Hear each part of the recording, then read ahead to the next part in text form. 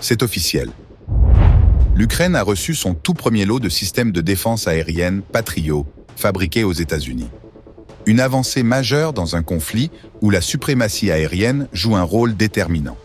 Cette livraison intervient quelques jours seulement après l'annonce fracassante du président américain Donald Trump sur un nouveau paquet d'aide militaire d'une valeur d'1 milliard de dollars destiné à Kiev.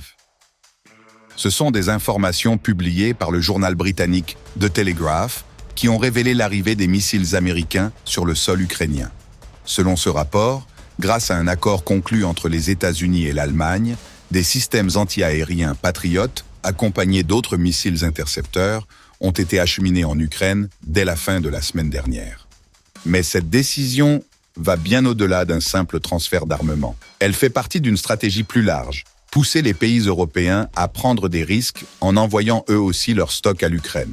Le Pentagone et la Maison-Blanche utilisent cette dynamique comme levier diplomatique. Pourtant, pour de nombreux pays, c'est une décision difficile.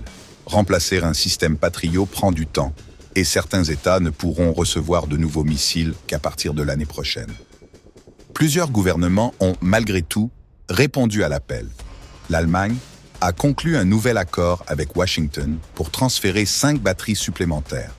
Berlin financera 2 systèmes, et la Norvège s'est engagée à couvrir les frais d'un 3e. Cette solidarité militaire européenne marque un tournant dans le soutien apporté à l'armée ukrainienne. Tu veux suivre de près l'évolution de cette guerre qui redéfinit l'ordre mondial? Abonne-toi maintenant et active la cloche pour ne rien rater. De son côté, le président ukrainien Volodymyr Zelensky a confirmé que Kiev dispose désormais d'accords fermes pour 3 systèmes Patriot.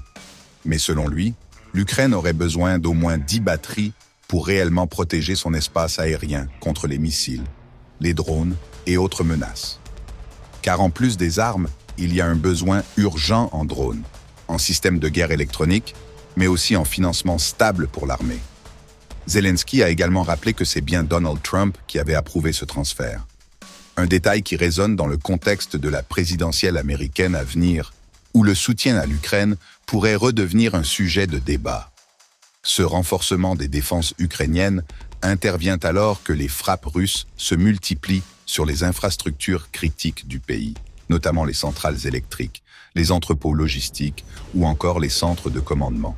La question de la capacité de Kiev à résister durablement reste ouverte, mais l'arrivée des systèmes patriotes change la donne. L'Ukraine devient ainsi l'un des rares pays au monde à posséder ce bouclier de défense hautement sophistiqué. Un système capable d'intercepter des missiles balistiques, des avions de chasse ou encore des drones kamikazes. Une technologie qui pourrait sauver des milliers de vies civiles. Mais les défis sont immenses. Un Patriot coûte environ 1 milliard de dollars avec son infrastructure complète et chaque missile tiré peut valoir jusqu'à 3 millions de dollars. C'est donc une course contre la montre pour former les équipes ukrainiennes, stocker des munitions et intégrer ces systèmes dans la stratégie militaire globale. L'enjeu est clair, protéger les villes, les civils et les infrastructures, mais aussi envoyer un message. Le message que l'Ukraine ne sera pas abandonnée. Le message que les démocraties occidentales sont prêtes à investir lourdement pour freiner la progression russe. Tu veux comprendre ce conflit à travers ses dimensions stratégiques, technologiques et humaines? Abonne-toi maintenant à cette chaîne. Ce n'est que le début.